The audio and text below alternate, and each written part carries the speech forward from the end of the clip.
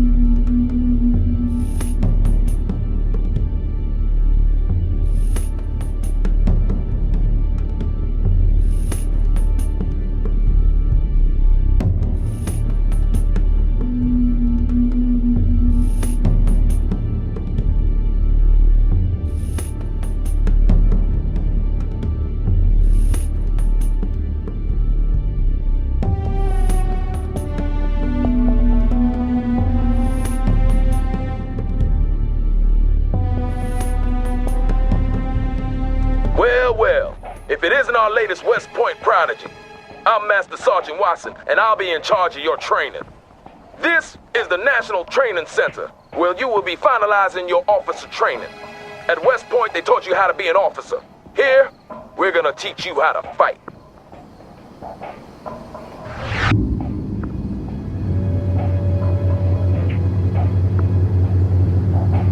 We'll start out with the control of the battlefield camera. You use the WASD keys to move the camera. So why don't you show me some of those West Point skills by moving the camera around for a bit. Press the A key to move the camera to the left. Good. Now press the W key to move the camera forward. Good work. Press the D key to move the camera to the right. Excellent. Now press the S key to move the camera backwards. Well, what do you know? Seems they do teach you some useful stuff at West Point after all. Next up is camera panning and tilting. You do this by moving the mouse cursor to the edge of the screen. Let's start by panning the camera to the left. Do this now. Excellent. Go ahead and move the mouse cursor to the right edge of the screen to pan to the right. Good job. Now move the mouse cursor to the top edge of the screen to pan upwards. Great. Last but not least, move the mouse cursor to the bottom edge of the screen to pan downwards.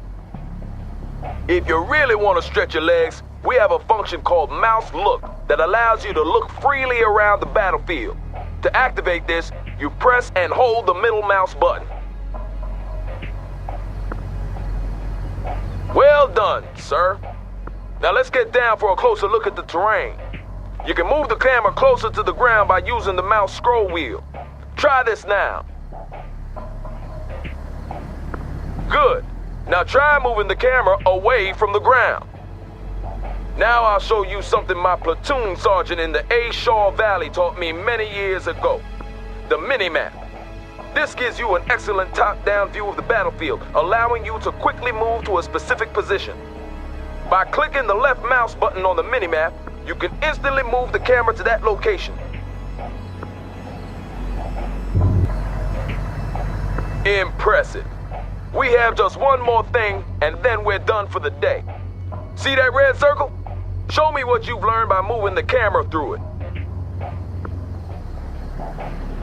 Good. Now move on to the next one.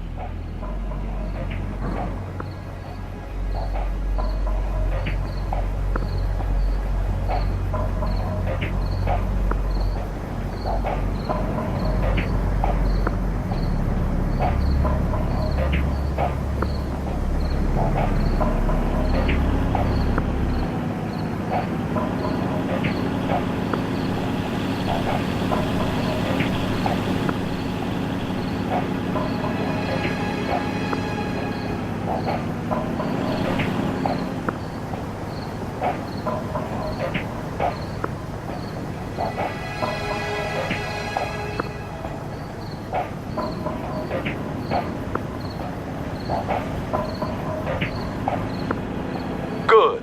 Now move on to the next one.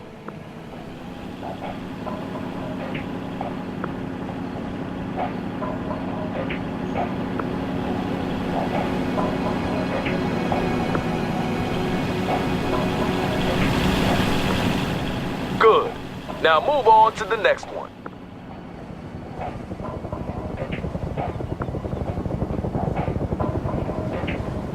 Keep this up, we'll get you shipped to Europe in no time. I hear they have a real shortage of junior officers there.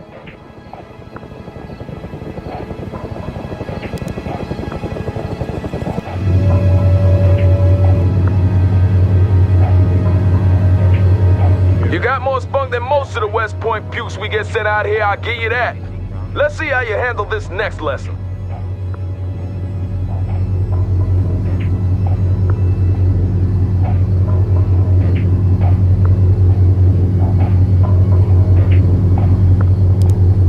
I'm gonna give you command of a Humvee.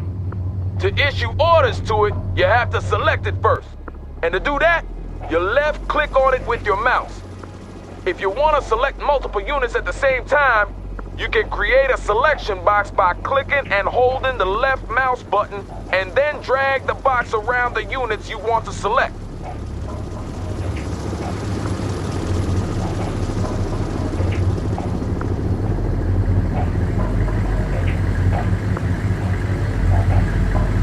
Good.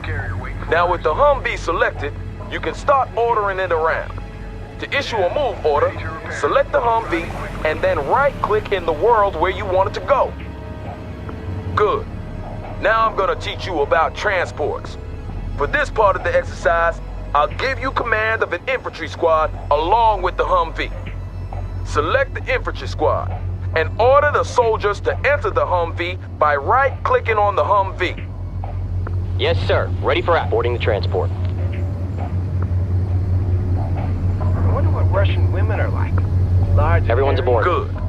Now, since the infantry squad is inside the Humvee, you can no longer issue orders to them. However, you can move the Humvee around as usual.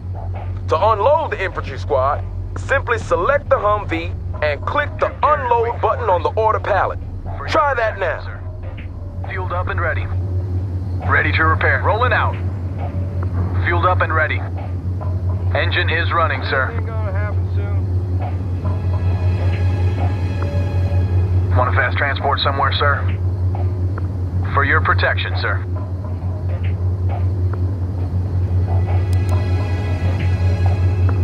Well done. Now let's move on to combat. Not for real, though. This is a simulated exercise and the OPFOR will be your enemy. I hope you didn't wet your pants there.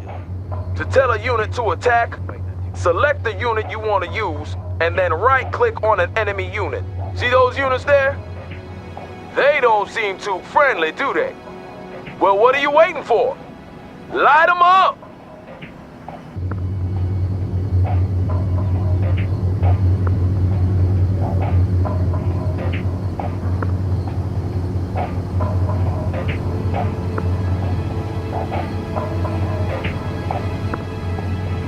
Hey, do you really think they have polar bears in school? Of course they do. It's pretty cold there, right? Fit for fight, sir. Walking all up and down streets. Infantry's dead, sir.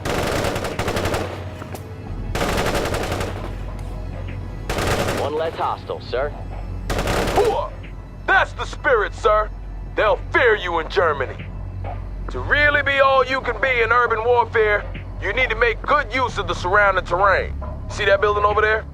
You can move your infantry squads inside to give them extra protection against enemy fire. Select your infantry squad and move the mouse cursor over to that building. Securing The buildings. cursor changes to indicate that you can order your infantry squad inside. To do this, you select your infantry squad and right-click on the building. Do so now. Good. With your infantry squad inside the building, it becomes much harder for the enemy to spot you. And your men will also take less damage from incoming fire because of the cover that the building provides. Let's see what happens when this enemy vehicle tries to speed past your infantry squad.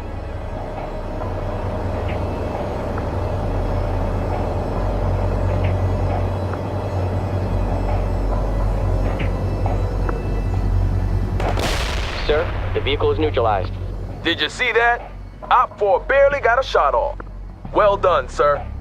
To order your squad to leave the building, select the building, and then right-click anywhere outside. On our way, sir. Good job, sir. Remember to seek cover with your infantry whenever possible, since they're a lot more exposed than other units. Now let's talk a little about unit special abilities. They will undoubtedly save your life one day, so pay attention. For this next exercise, I'm giving you command of a Bradley infantry vehicle. Start by selecting the Bradley. Good. On your order palette, you can now see that the Bradley has two special abilities. One offensive ability and one defensive ability. The offensive ability will help you kill hostiles faster, and the defensive ability will help you increase your unit's survivability. All special abilities have a cooldown timer. This is the time it takes for the unit to reload the required munitions or catch their collective breaths. This means you'll have to use that think box of yours to decide when to use each ability. This Humvee will only take damage from your offensive ability, so don't bother shooting at it with the chain gun.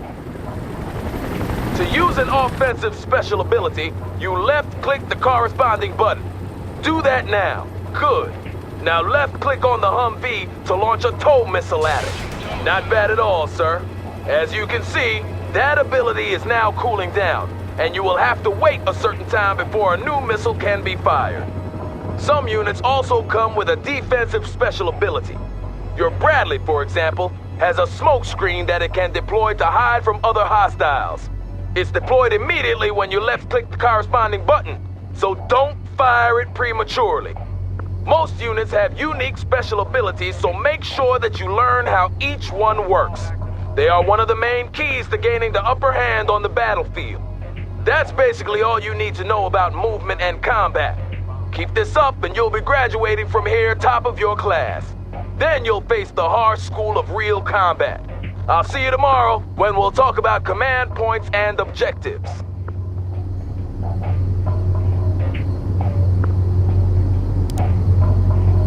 Wonder how.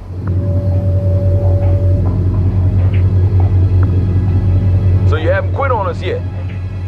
Today I'm going to teach you about command points and objectives. A complete understanding of these concepts is crucial if you plan to succeed as a combat officer, so listen up. What you see here is a command point. Control of these points is the deciding factor when you struggle for mastery of a battlefield. Often, capturing a command point will give you access to additional reinforcements as well as shifting the battle in your favor. A command point is colored differently depending on its state. White means it's neutral, that no one is controlling it. Red means that it's under enemy control. And green means the good guys, which means us are in control. To capture a command point, you need to place your units inside each of the connected circles, or perimeter points. And when you've done this, the command point will be yours. Sweet women, the sun shining. Man, anything but this war. Armored transport, we're moving as ordered.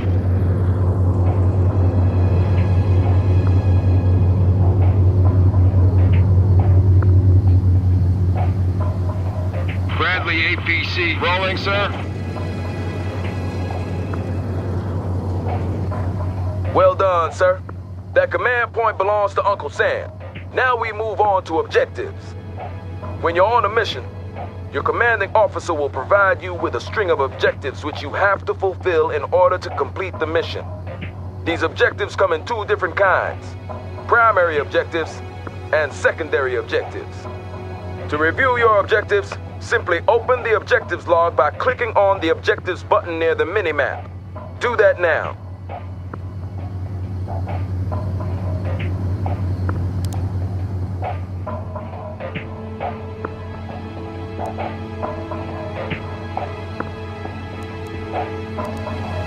Primary objectives are crucial for mission success.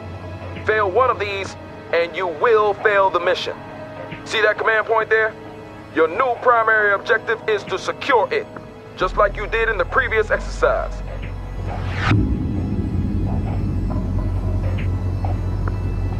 Bradley infantry, moving as ordered. Armor's ready to go.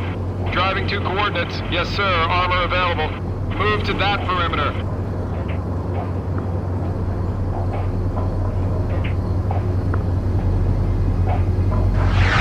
Well done. Primary objective completed, but you're not done yet. As I mentioned before, you will be given both primary and secondary objectives. Secondary objectives are optional, but you should still try to complete them. You won't fail the mission if you ignore them, but promotions and other rewards might be slow in coming. When you complete a secondary objective, you will often be rewarded, and trust me, you will need whatever edge you can get if you're hoping to get by when the shooting starts. Now for the actual exercise. Your primary objective is to capture that command point, and your secondary objective is to eliminate that infantry squad. Get moving, sir. Bradley APC driving to coordinates.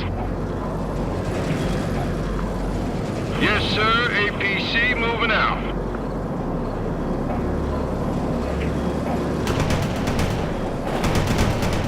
Infantry hit and killed. Direct hit on the enemy, sir. Bradley infantry tracks are moving. Armor is combat ready. Moving is ordered. Bradley APC here, driving to coordinates. Primary and secondary objectives completed. You're starting to shape up, sir. I'll see you here tomorrow for your next lesson.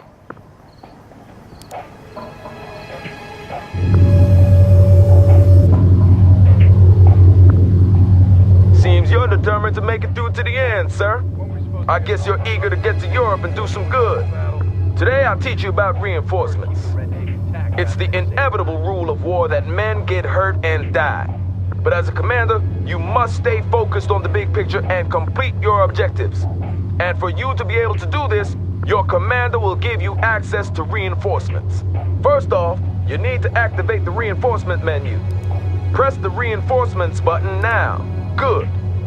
Your available reinforcements are shown as points. In the left-hand column, you can see the amount available. In the right-hand column, show you the amount incoming. The available points are ready for you to use. You can spend them on units and then have these units delivered to the battlefield. The incoming points will be added to your pool of available points over time. Each unit has a point value tied to it. This is the amount it would cost you to order down one such unit. That Bradley IFV, for example, costs 750 reinforcement points and about 3 million taxpayer dollars. If you should lose one in action, those 750 points will be reimbursed to your incoming points pool, and after a while, they will be available to spend again. To start ordering units, you need to place a drop zone marker. The marker indicates where the transport aircrafts will drop your units. Click the drop zone button. Yeah, if we lose that fleet too, we're screwed. You're looking at the mega map. From here, you get a detailed overview of the entire battlefield, but it also removes you from the tactical situation on the ground. Right now, the only thing you can do in the mega map is to place your drop zone marker. Well done, sir. I knew you'd have no trouble with this. With the drop zone marker placed, you're ready to order in reinforcements. You now have 2,000 reinforcement points to spend as you see fit. To order in some units, you start by left-clicking the reinforcements button. Left-click on a unit that you wish to purchase. Clicking on a unit multiple times would add multiple units of that kind.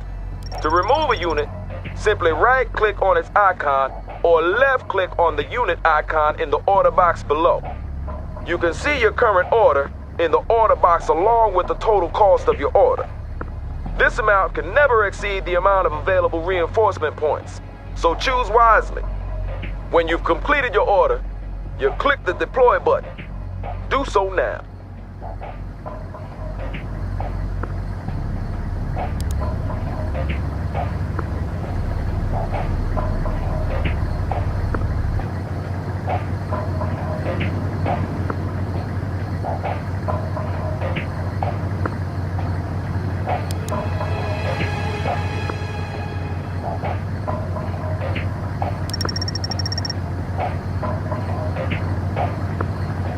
It'll take some time for your reinforcements to arrive since they're being brought in by air. Plan your reinforcement orders accordingly.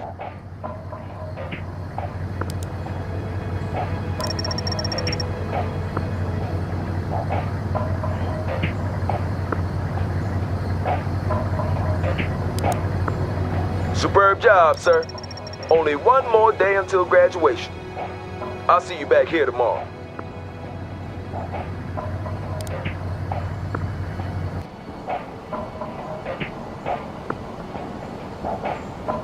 Welcome back to the final lesson, sir. Seems you're made of sterner stuff than I first thought. Today, I'll teach you about the most powerful weapon an officer has in his arsenal. No, I'm not talking about what's between your legs, sir. I'm talking about the radio. With the radio, you can call in tactical aids. They encompass everything from reconnaissance flights to artillery barrages and airstrikes. And they'll provide you with a real advantage in a tight spot. As you succeed on the battlefield by killing the enemy and capturing command points, you will receive tactical aid points. These can then be used to call in tactical aids. Today's your lucky day, though, because you will be provided with a steady stream of tactical aid points regardless of your battlefield performance. And to spice things up a bit, I've ordered the OPFOR to place some hostile targets for you to practice on. I know you're itching to get started, so don't let me hold you back. Get to it! Good. To deploy a tactical aid, simply left-click the weapon or aid you want, and then left-click in the world where you want it deployed.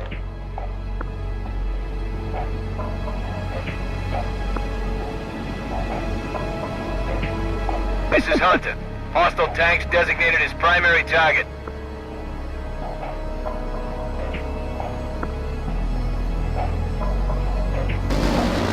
Enemy units are dead. Hunter out.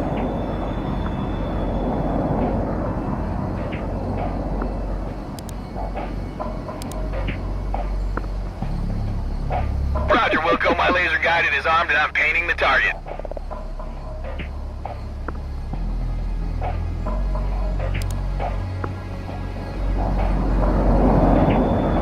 A perfect hit. Wolverine out. Copy.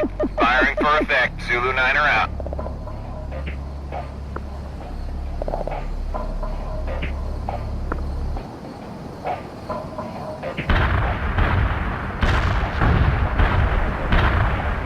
Enemy units in target area got hit hard.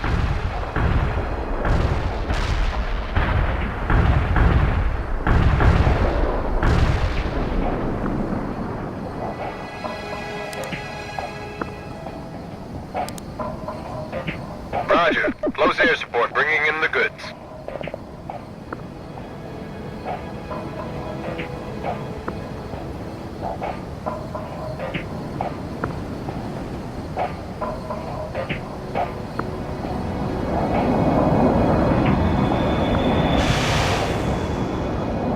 Sir, OPFOR targets destroyed.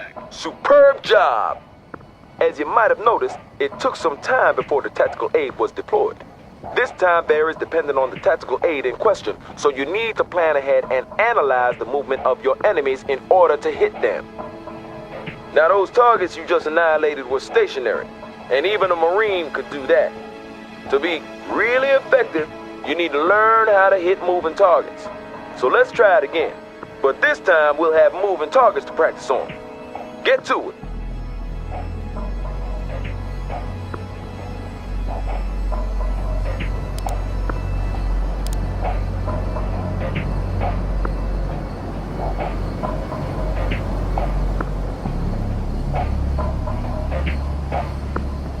Copy that. Those tanks are about to become scrap metal. Hunter out. Wilco, Iceman heading out with cluster bombs. Hostiles in the hot zone are toast. Hunter out.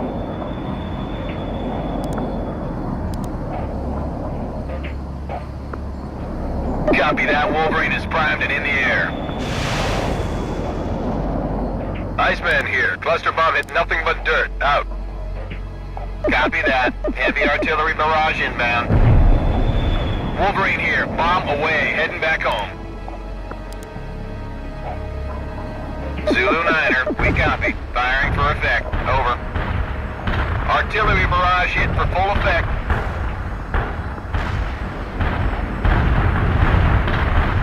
Minimum damage to target area. Who gave us these coordinates?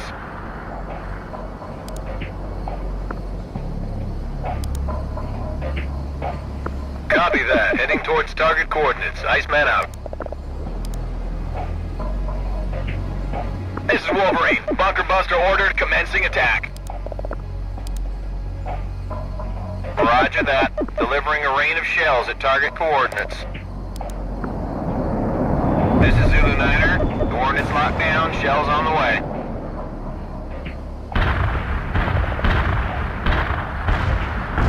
Hoo-ah, sir. All our 4 targets destroyed. That was an excellent performance by all standards. Congratulations on completing this course. Only actual combat can teach you the rest of the skills you need, but I'm sure you will make a fine combat officer, sir.